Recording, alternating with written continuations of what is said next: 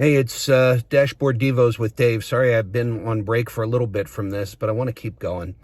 You know, many years ago when I was in college and just getting ready to get married, my car broke down. I didn't have money for a new one. It wasn't worth putting money into that one. And my parents did something they never did for anybody, and that was they bought me a car. It was $5,000, which was an enormous sum of money for me back then to even think about. And I was so shocked by it, I didn't even know how to handle the goodness of the gift. But it wasn't quite a gift. My dad handed me the payment book, said he paid it off, but here's the payment book. And when you get married and get your job and get settled, you tear off a payment slip every month, $135, and you send it to me. And I only made $125 a week at my job in missions, working in the inner city.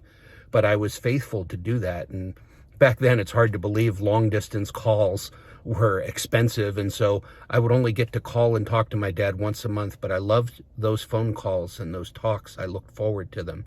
And every month I sent the payment in. But then came a month where my car broke down and I couldn't make the payment. And I didn't call him. I was embarrassed. I didn't know how to tell him that I couldn't make up the money. Now, the ministry I worked for kept me by their rules. I couldn't have a second job, so I couldn't go out and earn extra to pay for it.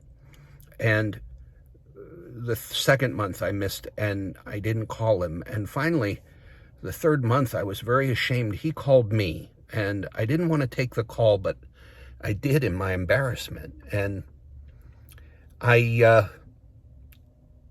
started to explain to him, Dad, I'm sorry, I haven't been able to send the payments in for the car. I've just had so many expenses. I didn't know it would be this hard.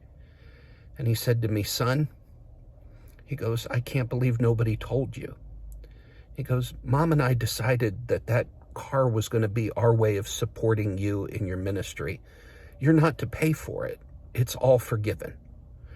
And I cried. I was so sad that for months I didn't talk to my dad because I thought there was a debt I still owed him. So many of us are like that with God. We think there's a debt we still owe him.